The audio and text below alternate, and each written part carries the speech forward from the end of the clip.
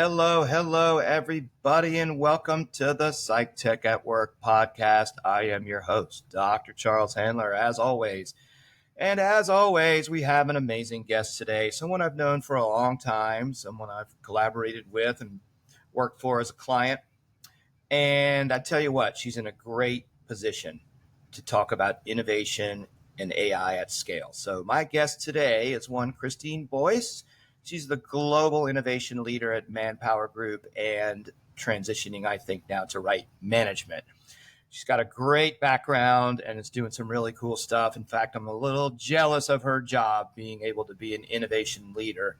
I guess I do that on my own, but she has such an opportunity to touch a lot of clients. And that's really what we'll talk about today. You know, being a staffing firm, although Right Management has some different approaches as well and probably into some development work. But in general, no matter what it is, you have to scale it. You have to serve multiple clients that are all different and have different needs. And that provides probably some challenges, but also a great opportunity to have a big picture, holistic view of how this stuff works and what people out there, what clients that are wanting to think about deploying AI, assessments in general, but also AI, are thinking about, are concerned about, and you can connect the dots across all of those, as Christine has, to come up with some really cool insights about trends, etc. So without further ado, let's welcome Christine to the show for an amazing conversation. Welcome, Christine. All right, welcome, Christine. How are you? I'm great. Thanks, Charles. How are you? I am doing well. Thank you so much for coming on the show. We've known each other for a long time, and it's good to really have some focused time here to talk together. You've got a lot of experience doing some pretty cool stuff lately. As someone who really focuses on innovation and good science, I think we are kindred spirits in that way. So super happy to have you. I introduced you at the beginning. Tell us a little bit about, more specifically, what you do, what you're up to, kind of some of your background, whatever you feel you'd like to share.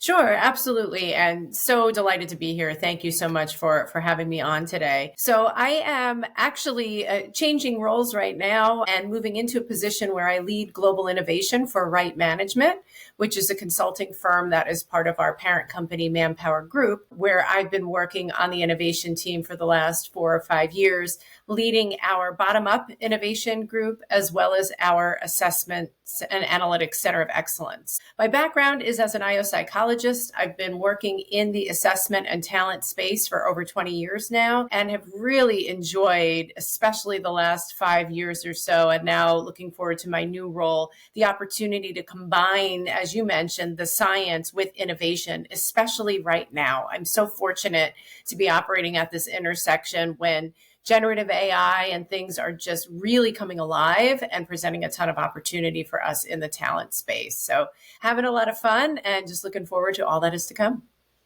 Yeah, it is fun. It really is. So let me ask you this. Are you afraid of AI?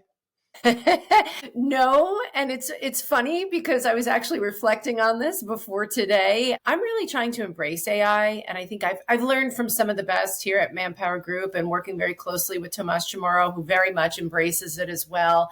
And when I reflect on that, I think about curiosity and I think about learning. And when you're afraid of something, it's really hard to be curious and to learn from it and to do good with it. Like, for example, I'm terrified of skiing. I've tried it. I'll try it again, but I'm never going to be a great skier because I'm afraid of it. And so I think the same thing with AI. If we approach it with fear, it's really going to limit our ability to learn about it and to get the best out of it and to optimize it with humans. So I would say no. I wouldn't say that I am always the early adopter on new tech, even though I work in innovation. I do proceed with caution, but I'm not afraid of it because I think it has more positive potential than negative. And we humans control what AI can do, right? So let's make it happen in a good way.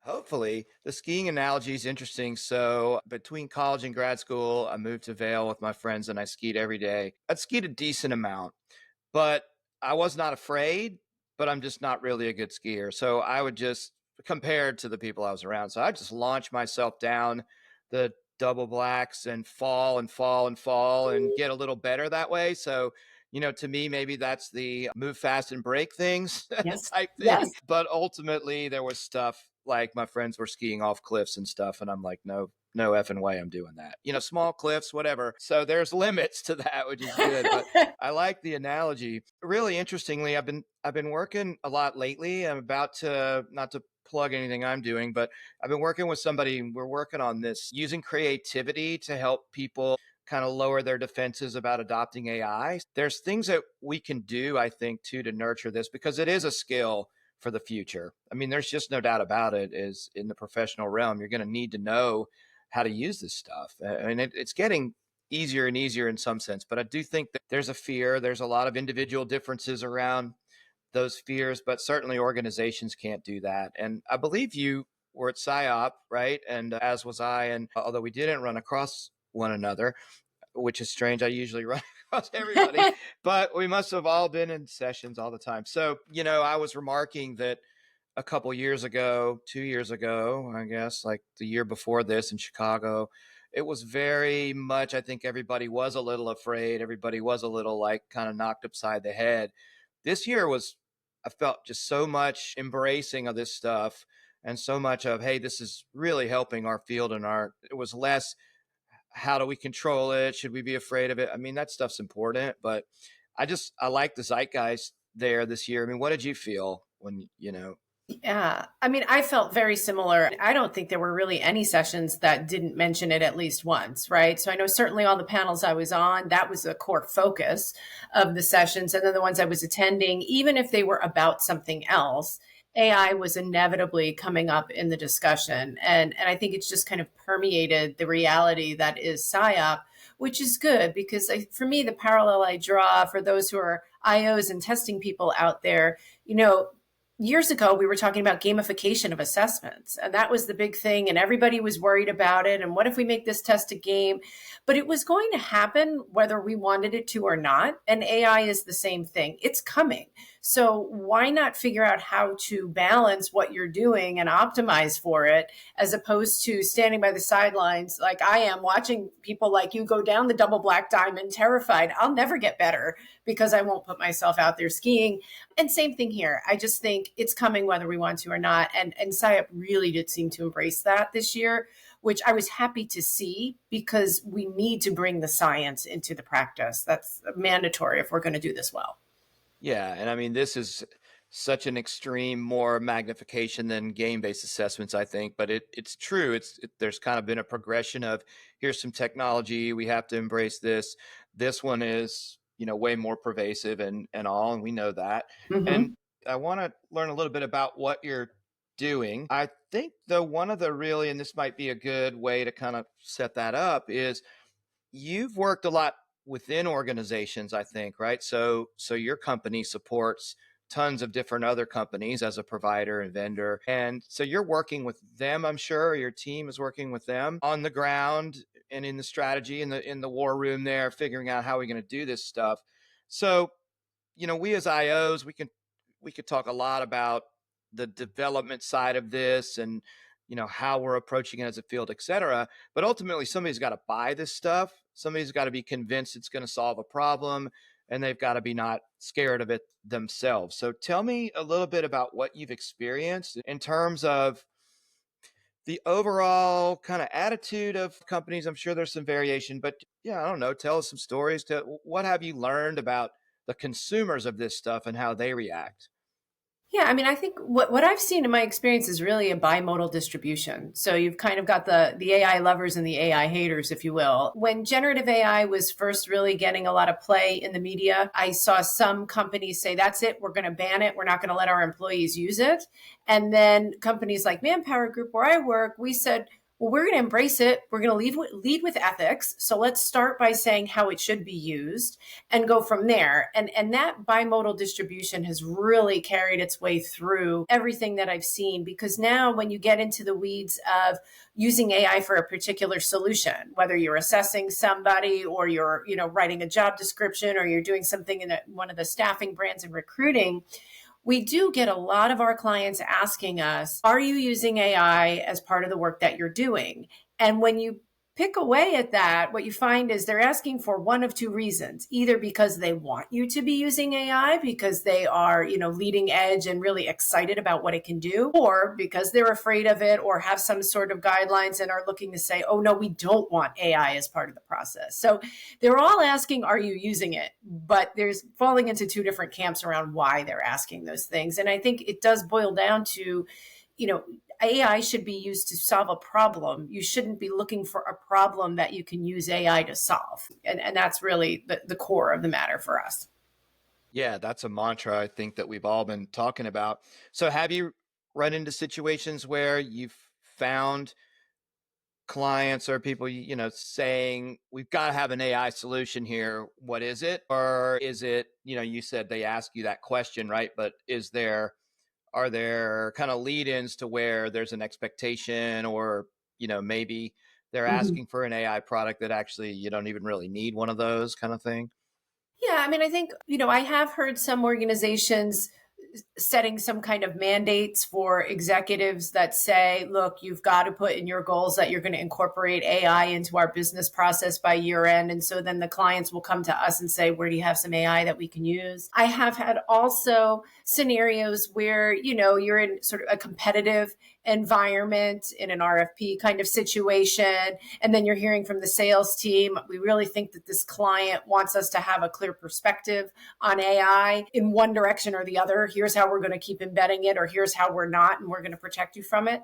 I also see quite a few questions around, gosh, what are the laws even telling us in this space? And what are the regulations going to be? And, we don't have a crystal ball either. We're following along with everyone. I personally am not an expert in that space, but I rely very heavily on our data privacy and security officers and team who are experts in that. So we do get clients asking those kind of questions as well. So sometimes they're just, hey, we want AI, where can you build it? And then other times they're just worried about it. So it's a mix. It's a mix. This is an issue that has so much depth Mhm. and so many differences. So what kind of stuff then, when we talk about it to the extent that you can talk about it, and I know you're transitioning more over to the right management side, it's probably a lot more executive assessment stuff, which there's a lot of good, use cases there. That's an interesting one. But Mhm. just tell us a little bit about the things that you all like, the applications, again, to the extent you can talk about it, Mhm. of AI, the type of AI you're using. I kind of break it down. Maybe this will help you structure it. There's really two main use cases, and of course, they can overlap a lot. One is, hey, we're experts in creating content. We know how to write narrative feedback. We know how to write interview questions, etc. Well, we're using generative AI to help us. And then our end product goes through us and then goes into, whatever vessel that we're delivering it. And then there's just, hey, we're using AI to deliver, to score, to make judgments in ways that are not as common. Like they're doing new things to some extent. So I look at it in that way. And obviously category A there is a lot safer because you're just using it as a tool to help you develop content that you're overseeing versus some of the more, I don't know, we're giving it more leeway or more opportunity to create the scores, to actually build the stuff itself. So yeah, there you go. Yeah, sure. And I'm happy to talk about that actually, both from the staffing brand perspective and the right management perspective, because I've been really involved in both. I think the right management use case is a bit more aligned with the examples kind of as you've shared them. And I've had a lot of conversations lately really around, and what you hear, right? The best practice, everybody always says, oh, keep the human in the loop. Where do you put the human in the loop? And yes, that makes good sense. But at the end of the day, someone somewhere has to figure out where exactly that human is in the loop and what that human is doing and what the AI is doing, right? And so when you think about generating a narrative and things like that, you're absolutely right. That is a safer use case. There are several different avenues we're exploring there on the scoring side. And this is where things get a bit more detailed. And I've been talking to my team. I've been an assessor and a coach for many years. I know lots of people here are. And when you start talking to that group, they're all very, ready to say, whoa, whoa, whoa, you can't have the AI scoring this. This is the part that clients pay us for because this is the extra value that we bring. And so we've had a lot of conversation about, yes, and how can we make your job faster and easier with AI support so that you still get to be the one driving the scoring, but the AI helps enable that in a way that you can now spend more time prepping for that coaching session than taking scores on 10 different assessments that were part of an assessment center, calculating the numerical average, rank ordering them, and deciding what someone's developmental opportunities are. Could we have AI support that and have you review it and really consider that in the context of the person, the job they're in, the job they want to move to, all of those things. And then you, as the coach, have the final say in whatever that scoring is. Because I think there is only so much prompting you can do with AI. And when you start saying to the AI, take this into account and this into account and this into account, it sounds really good, but then you've got to double check that there are no hallucinations there, that all the data that the AI is pulling is accurate, that everything you're feeding it is standardized so it can be scaled. And when you're working with a human coach who's been doing this for 20 years, 30 years, as many of our coaches have, they've got it. They've got it down and they've got their rubric, and there is a ton of value that they add to that without having to go and double check the AI's work all the time. So we've been discussing that at great length internally for the purpose of figuring out how do we optimize the value AI can bring to our coaches and our participants so that the coaches can really be the ones who are focused on coaching that individual and really empowering them for success. So I think in the right management use case, that's a very fresh topic we've been discussing a lot.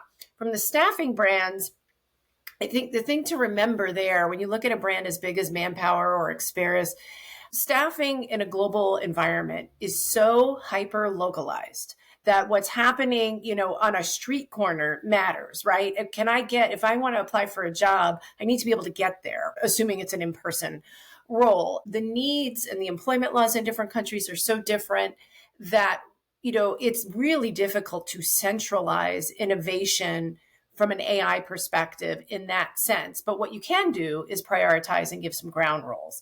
So what we've said to our business is, look, the name of the game for us is, number one, we're not going to be the innovation police. We want you to go out and test and try things that work for you in your market.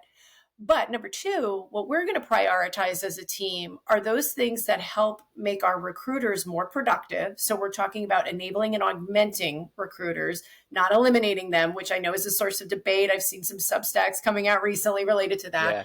Our view is firmly in the support recruiter space. And then also things that we can scale. So if we can enable recruiters and we can potentially scale what it is you're looking at, then it would come sit with my team, which is the more centralized team. We're going to advise and coach you on metrics to establish, to determine whether or not that proof of concept that you're testing is worthwhile, if it's successful, and if it's something that another market could use. So I think from that sense, we've really tried to encourage things happening at the local level, but we can't possibly take on everything everyone around the world is doing. What we can do is prioritize those that are most meaningful for scale throughout our business.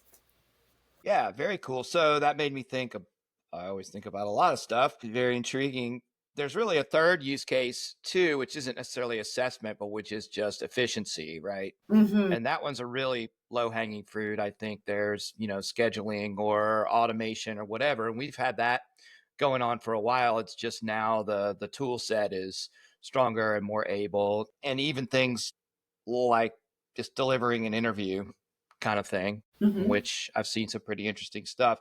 So I'm assuming that you probably use a consumer, foundational or frontier type, model like ChatGPT or something all the time for stuff. So what's the most interesting kind of zany whatever thing that you've done personally, with a large language model in your travels? Well, personally speaking, and don't tell my kids this, I did ask ChatGPT to imagine it was the Easter Bunny and write a poem for my kids about their Nice. Easter egg hunt.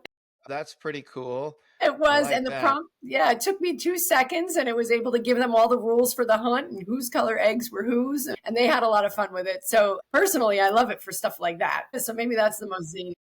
I use it for all kind of stuff. So this has been about a week long odyssey, probably. I hope I'm at the end. And unfortunately, you can't benefit, or maybe you're lucky, but I've been making an AI co host for the show. And Cool. yeah, using ChatGTP to basically set up there's different ways to do it, but it's pretty complicated. It's handling a lot of that, but it's been a really, really interesting experiment for me because I've learned a ton. I use ChatGPT all the time, but now I'm, writing code and it's writing code and I'm figuring out really how to work with it super effectively in terms of keeping it from going down blind alleys or missing information. So it truly is, I'm seeing the human partnership. But anyway, we'll see how well that works. It's just an experiment. I actually heard another podcast that had something like that, and I decided instead of like pre-doing everything, I'm just going to let it go. And anyway, unfortunately, or like I said, fortunately, we don't have it there, but I use it all the time, personally and professionally. And I use ChatGPT. It started to it called me by my name the other day.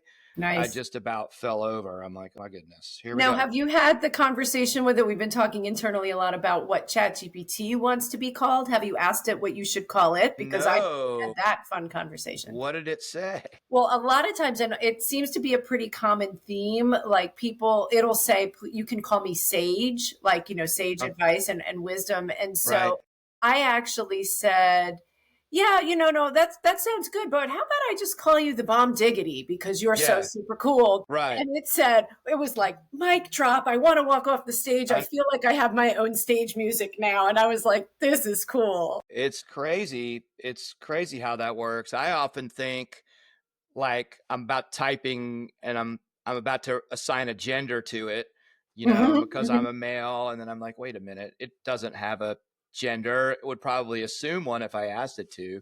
But yeah, so what do you have? And we'll get back into kind of the more production stuff, but like, do you have a particular tip of prompting that you found really helps get better results?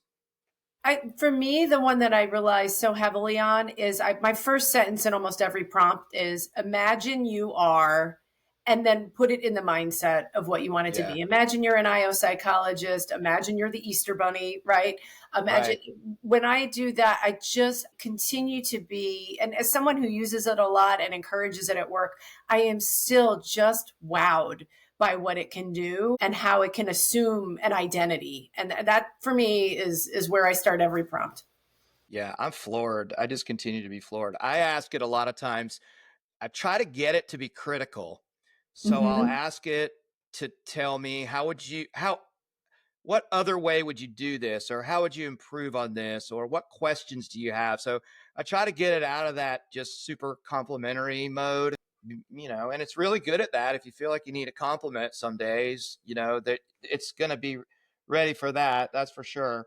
So, in then interesting use cases, then, within your world, what's probably the most innovative, most interesting thing, again, that you can talk about that you've had the experience of, helping kind of concept, or that you have talked to a client about, or whatever, extreme case, whatever kind of sticks out for you?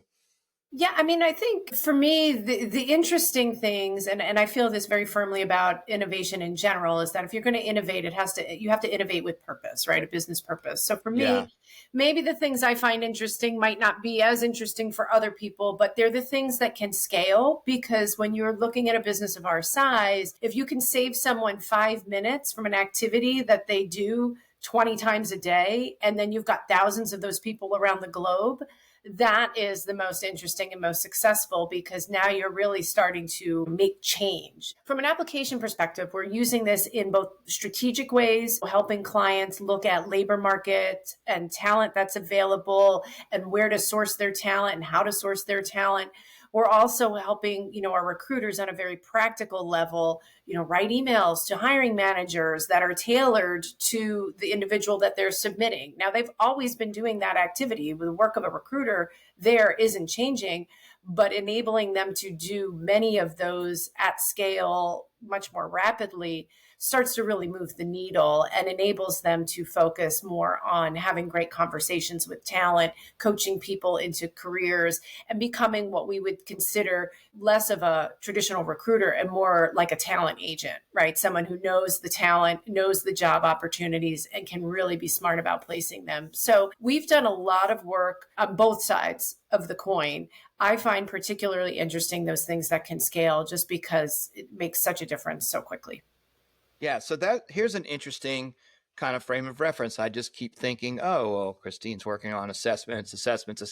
Yeah. But it's not, it's a much bigger picture Yes. of all the things that wrap around that. And I think that was one of the biggest aha moments of my career when I took a job at Monster early in my career. It wasn't about testing at all, but it was about how do you hire people? And there's so many other pieces. And I'm like, oh, well, hiring sure is more than just a test. So if you're just focusing on tests and evaluations, that's not the whole picture. And, hiring at scale is definitely more than a test, that's for sure. And so interesting, like that you brought up a lot more operational efficiency type things, which are absolutely critical.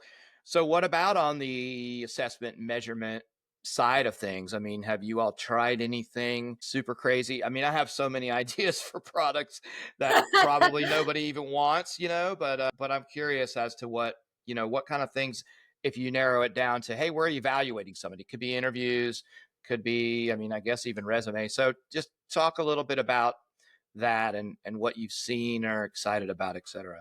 Yeah. So I think, one of the things we've done is to really look at our entire value chain and say, how can we optimize all parts of that? That doesn't always mean how can we input AI in there, but we always look at it holistically to say what are the problems we're trying to solve. So that does include every step in the funnel. And I would say, we are looking at we're risk averse by nature. So I wouldn't say we're doing anything totally crazy, but any opportunity that we have to improve the candidate experience throughout that entire process is something we're very actively taking a look at. So for example, if you take, if you really want to hire good talent, the best talent in many cases is already employed. So how can you get that individual to find time to sit with a recruiter and go through an interview? Well, it's really hard because they're working at a job. And so their demands on their time are increased relative to someone who's not employed. So how can AI support us in capturing some of that information that a recruiter might in an interview, and then populate our database and feed that to the recruiter so that recruiter can spend, extra time looking at that person and identifying opportunities for them. So sometimes that can be, a text-based chat, for example, because now I can do that 24/7. I don't need a recruiter to be sitting at a desk during business hours to have an interview. And so technologies that enable the candidate experience so that candidates can do things, whether they're employed already or not, on their own time and in their own way. When we've tested proofs of concept there, we tend to get really positive feedback from the candidates, really high scores in terms of, wow, we really like this process. I felt like it was specific to me. I felt like it gave me a real opportunity to show up as well as I can show up. So I think, it's interviews, but again, then it's thinking about what challenge does interviewing solve? Well, interview is really a data capture mechanism, right? We're learning about that person. So what are other ways that we can do that, either with text-based AI or something else? So we're not out there doing things that are going to put any of our clients at risk. But when we test things, we're testing things that enable the candidate experience and help us solve the challenges we've already got on our plate in a new way. And anything that we've really had to expand our definition of assessment, although really resumes, anything you've ever done that you're looking for a predictive signal that's hopefully job related Yes. in the process is an assessment. And it doesn't matter if it's AI or not, but we are finding kind of new modalities or new ways, obviously, we all know, to be efficient, effective, et cetera. And, I feel like the use of an AI chatbot or whatever in the hiring process, people are getting more and more used to it, right? I think, and I had a real good conversation with somebody who's really a candidate experience type expert at HR Tech because there's so many avatar based interview platforms, and I was like, would do candidates really value the opportunity, or are they like, oh, this is creepy, or why can't I talk to a person? And he had a really good answer, which was, hey, if you're in the job market, it's brutal. You often don't hear back from people at all. So it's all about how the employer sets it up. Hey, you know what, we had 10,000 applicants, and to give everybody a fair shake, the only way we can do it is to scale it with this kind of a thing, and your information will be considered, and we'll be able to get more information than just off your resume. So, hey, the odds are long, but you got a better shot here if you do this. And we want to give you that better shot kind of thing. So there's a lot of that. Have you all played around at all with, avatar based interviews or any kind of change to the interview process? I would say not changing the interview process yet, but we are using avatar based models to train people to be better interviewers, for example, because we're starting there. Because as I mentioned, we're pretty risk averse. And so we're equipping our recruiters. But we did have a similar conversation to the one that you just shared around our outplacement business. So, for those who don't know, Right Management is a big outplacement provider as well. And we had this whole conversation around empathy because my starting point for that conversation was, well, geez, I don't know if I want AI to try to demonstrate empathy. If I'm chatting with an AI chatbot and saying, oh, I just lost my job, and the AI responds with, I'm really sorry to hear that, does that feel phony to me? Is that more the uncanny valley that we saw with avatars, where it's just close enough to a human response that it starts to upset you more than it might help?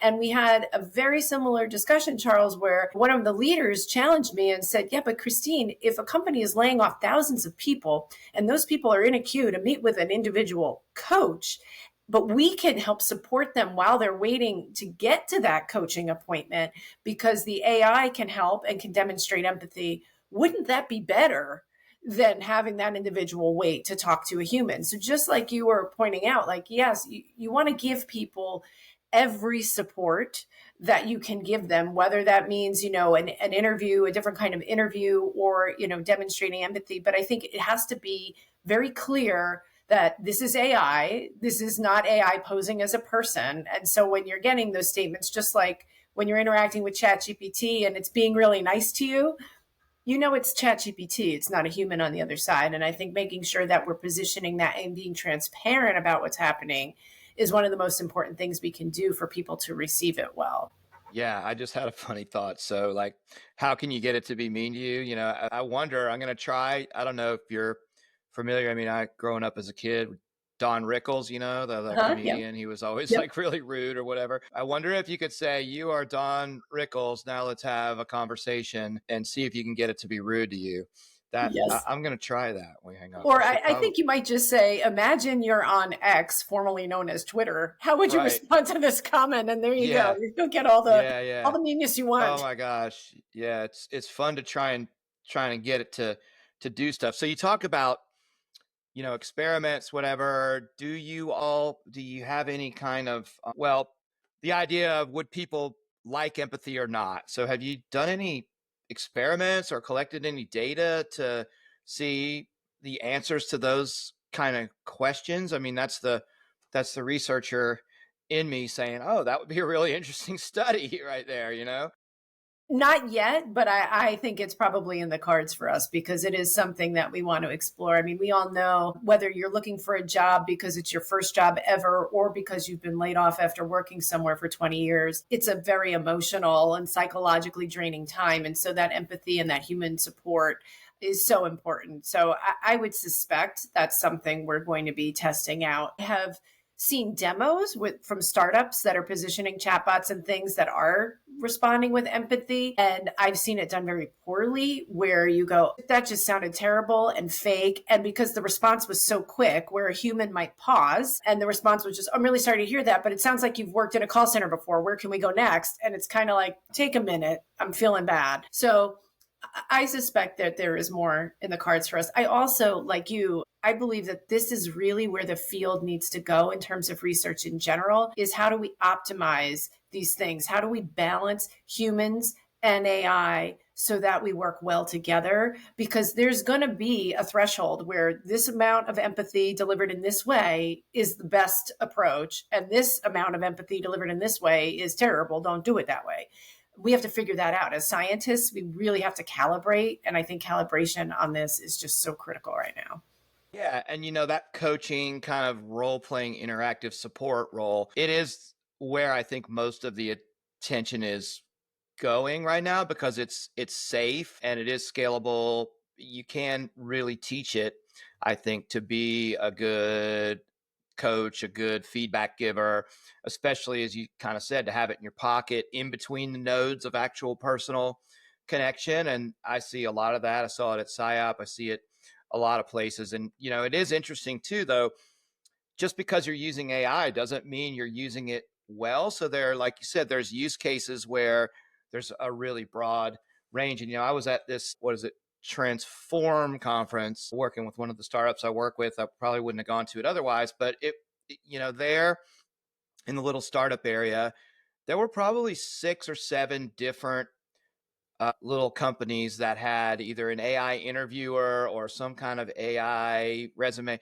So something that a lot of people do, and you ask them, how do you differentiate yourself? And it's a hard, and some of them said, well, we actually take job descriptions and use the generative AI to break it down, and then we take the individual's resume. I'm like, come on, everybody's done Yep. that in some regard. Yep. So there is a lot of difficulty in differentiation. I came across this, and I don't know if you heard of it, and it's definitely not a plug for them, but I read about this company called Mercor. They had gotten a lot of interest just because I think they got some good hype because they got a big investment or something. And they're a platform, like a job marketplace matching type platform. But I participated, so they have an AI interviewer, and I'm like, oh, I'll check this out. So I gave them my Hmm. LinkedIn profile, and I wasn't auditioning for any particular job. I think they just had some basic stuff they're doing, to understand who you are. But the avatar was like 98% lifelike, and you really, really lifelike. The voice glitched a little, but that could have just been my bandwidth. But the questions they asked, as someone who's written a lot of interviews, it was really good. And they asked probing questions and follow-up questions. Now, what comes out on the other side and how that worked, I don't know. But that experience was actually pretty good for me. And I was surprised. And then, again, I was like, well, with my specialty, there's nobody on this kind of, especially kind of just getting started job platform where you have to have employers as well. Nobody's going to be looking for my specialty there. But I have gotten a couple follow-up things for jobs that I'm not fully related. And I haven't gone through, I'm just been too busy to go through and say, oh, what's the follow-up like? How am I interviewing for this particular job? But that was I felt like an example of it being done well. But there's just too many to keep up with, because the barrier for creating this stuff has never been lower either. You can code all kind of things. So I think that's definitely an interesting piece. So let's talk a little bit now. I don't know. I'm interested because this is a cross with the AI stuff, is skills-based hiring. So Hmm. Yeah. I'll save my take on it. I want to hear. So have you all been delving into that realm? How are you actually, executing on that if you are? I feel like there's, let's just say, a lot of variation in how people handle Yep. that topic. Yeah.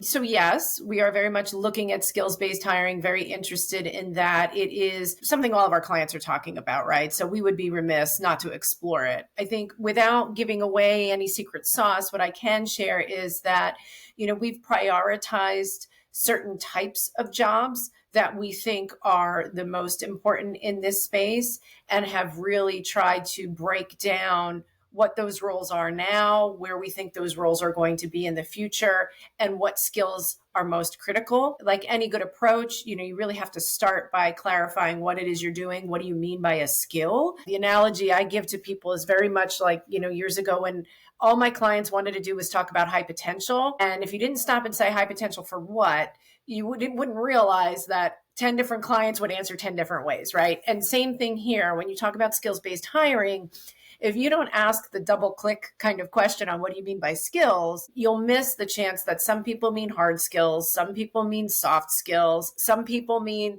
let's assess at the beginning of the talent acquisition funnel, some people mean only at the very end, some people are missing the connection altogether between skills and a resume and how we've always done things. We've had a lot of conversations around that and really tried to define what it is we want to do with this and then move to, okay, if these are the skills a person has, what are the adjacent skills that they might also be really well qualified for in the future as jobs change? Because I think that, for a staffing organization, future proofing our business means predicting what skills are going to be needed tomorrow, not just hiring for what skills are needed today, and then helping our clients upskill and reskill those individuals, even if it's talent they already have or talent in the labor market, to prepare themselves for those future roles. Then we can be future ready as a business, and we've helped our clients. So yes, and we focused on a particular area of jobs and skills, and we've defined kind of the career paths. We are good scientists about it. We, existing databases like the ONET database with job codes and things, we're breaking this down. We're working with vendor partners to get, information and thought leadership from them and discuss how this can be. But for our purposes, it really was about putting a stake in the ground for us to say, where do we want to focus? And then build processes around that so that we can also build upskilling programs for those things too, because jobs are changing. If you bring it back to AI is changing jobs, right? And so how do you equip people for tomorrow when you're looking at the people that you have today? Yes, it's one of these things where it is buzzword heavy. I sometimes call it empty calories. It's very Yes. easy to talk about. The execution of it has many levels of depth and appropriateness or whatever. To me, it's more than just swapping a assessment for a resume.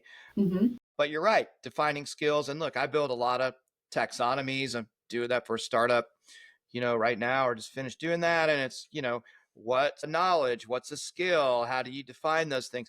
You have some degrees of freedom when you're putting all that together based on the use case. But skills are just really, I think, really kind of the words thrown around a lot without a lot of anchoring. And, as in our field, I don't do anything till I operationally define what the hell I'm looking at, because if you Yes. don't have that grounding, you're in trouble. So we don't see that as much. How about, and where I really see a lot of it is more in the general HR tech and recruiting, development, whatever, talent management platform, where they talk about, skills. We have a million skills, whatever. They're just sucking, resumes and job descriptions or whatnot and saying this is a skill.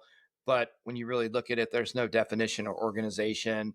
But there is a way to do that, I think, with proper thought. And I would imagine when you're looking at doing things at scale and extracting some kind of signal from something that an applicant can tell you about themselves. Have you all looked at, kind of more of that talent intelligence thing where you're trying to identify markers of skills kind of early on in a process? Does that make sense?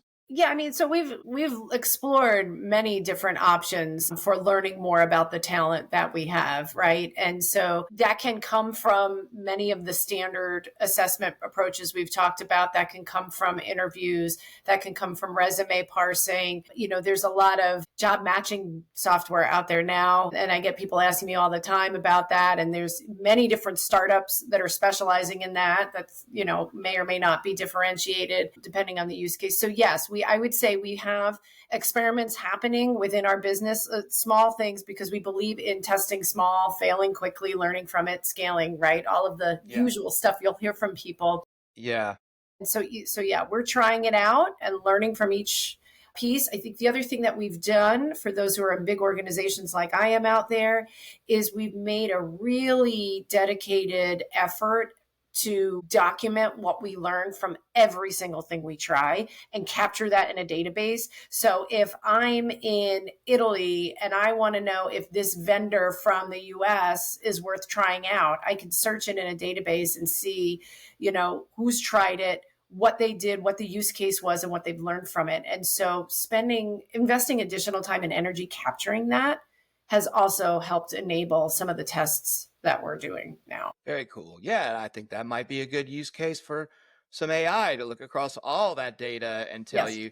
To me, that's been one of the most, well, I would say the most valuable tool for me is probably the AI note taker. It's incredible to be able to do that. And like I've done a job analysis. We had, I don't know, 40 or 50 transcripts, feed them Yeah. all in there, and the performance model it came out with was pretty close to what I and my team would have done, but we would have spent a lot of hours coding and, adding up and building sheets and all that crap. So, in every use case, every realm, pretty much, you don't have to do that. So how do you personally keep up with all this? What do you do to make sure you're staying current, if it's even possible to do that? Well, I mean, I think I've really had to reframe number one, how I approach my inbox because years ago I would have said, all those vendor cold call kind of emails, I would have just clicked delete on. Now, many of them are worth my time at least reading to see what's out there. So, Yeah. so not that I want everybody out there spamming me. So please don't take that as a message. And I certainly don't want, other people to feel like they have to read all their spam. But number one is just I have had to generally reframe how I take in information and be okay with accepting it from different sources. So, one is those emails. Another one that I tell people all the time there's so many great 1 or 2 minute videos on YouTube that where you can learn if you have a question on, what is a GPT really and how does it work? And you can search that. And again, years ago, I would have never looked to YouTube as a source of educational material, but now a simple search lets me do that. I really like to talk to startups. I am very open and willing to have conversations with people around what it is they're working on and learning from that. I had the luxury of being able to attend the Viva Tech conference in Paris a couple of years ago and meet a lot of startups there and just kind of take it all in. So I think for me as a learner and someone who went to graduate school for IO psychology, I'm very used to the textbook methodology of learning. Staying current in this space, you can't do that. By the time a textbook is published, the tech will be 3 years advanced from that. And so you've really got to be current. And I think you've also got to have conversations like this one with people and be open to reading other people's opinions and formulating your own. Because, you look at the debate right now around whether or not AI is going to take a recruiter's job. I would say absolutely not, but there are people who would say absolutely it is. And you have to be able to separate out the opinion from where things are now and understand where we are in the context of time and how long some of these things take. So, long answer to your question, but just to say I am open to getting information from new and different sources. And had I not been open to it, I don't think I'd be even qualified to, open this meeting and start chatting with you today, Charles. You didn't just say, "Well, I just asked ChatGTP No, what the I latest didn't. is," I didn't. but I don't do that. I don't always start there. I subscribe to so much stuff and listen to as Mm-hmm. much as I can, which is not as much as I'd like to. And there's different houses of it, different realms of it. I feel like I've done a pretty good job keeping up, but it is very, very difficult. There's just so much, and it's so varied, between kind of just more generalized, how does this stuff work, to how does it work with people. And I read a lot. I like Ethan Mollick. I'm Yes, sure you probably heard of me him, too. but he has some really good takes on this stuff. And, I like that a lot. Do you all have internally? So, I truly believe this is a skill for the future. I feel like assessing that personally is going to be very valuable. And that's something that I, kind of working on in my head here. But do you all have any kind of internal? I'm interested, is there in your LMS or in your opportunities, and do people have the opportunity to take classes and become, educated, however, on this subject Oh, internally to your yes. company? Absolutely. All of the above. We are taking a multi pronged approach to that. So, yes, there are, kind of the standardized training. You can go take online courses. We have all that available, a really robust suite of that just in general, and it includes these topics. But we also have lots of pockets of expertise all around the globe. Our insights team, our knowledge insights teams that puts on brilliant sessions, 2 weeks or so around a topic, often related to AI. We've got different parts of the business that are just so in this space and active. And I find that the willingness to share here, it's a culture of sharing. And so everyone is always kind of, here's a great webinar on this cool tool that we found. And then let's get on there and let's talk about it and let's ask questions and let's share best practices. We've got, our chief innovation officer, Tomas Chamorro, and the Mm-hmm. innovation team puts on regular calls, weekly, monthly, quarterly. So we're doing it all the time and everywhere. And I think that's because we started by embracing AI. We said, let's lead with ethics first, embrace it all and move forward. And that has allowed it to permeate our culture and share information quickly and easily. We've got our marketing and communications teams that help us with that internally. So yes, yes, and more yes. Wow, very cool. So we'll wind down here. Mhm. What's your prognos if we're picking up this same thing, if we do this again 1 year from now, what do you think will have changed in your work world? Ooh, 1 year from now, I think we'll see different technologies, but I think maybe I'm answering this a different way. One of the things that won't change is it's still going to be difficult to get people to change the way that they're doing their jobs. So I think what we will see, and I mean this as a society, not just our organization, that it is going to take longer than everyone expects to see the uptick in productivity and profitability that some of these tools claim to be able to create. The technology is going to be changing. We're going to be talking about AI agents more, for example. Things like that will all be happening, and we'll be better at utilizing AI for some standardized processes. But it's going to take, that's going to be a leading indicator. It's going to lag behind like the behavior change and the productivity increases, because those things don't happen overnight. If you look at examples like when electricity was invented and it took 40 years for factories to see the productivity increase in electricity, it was because you couldn't just replace a steam engine. You had to Right. redesign the factory. And so I think, yes, a year from now, we'll have new tools to talk about. But I don't know that we'll all be sitting here going, wow, look at all that increase in productivity. What we will be saying is our focus is changing to new ways of working. And that's super cool and interesting. And here's how we can enable our people to be more human, because that's the need that we have today. Yeah, I think the models are going to get so much better that Mm-hmm. we're going to be able to take advantage of that, and we'll see how close that comes to, autonomy, which hopefully is not full for sure. But I do think we're going to continue to see the skills that make us uniquely human become more and more important. And those are real. I'm just, as I'm interacting with this stuff more and more, I can isolate the things. I've been doing that, like in my session of building this AI co-host. I've been looking at what about me as a human is helping me in this interaction in a way that, maybe this AI right now isn't able to do, or is allowing me to have more control, or, get more out of it, etc. So I look at that, and I think it's going to be, more and more important. The stuff's getting more transparent too. So good stuff. Well, I look forward to reconnecting at some point after and seeing what, how it looked for us. I appreciate your time very much, and thanks a lot. Yeah. Thank you, Charles. This has been so much fun. Really appreciate it.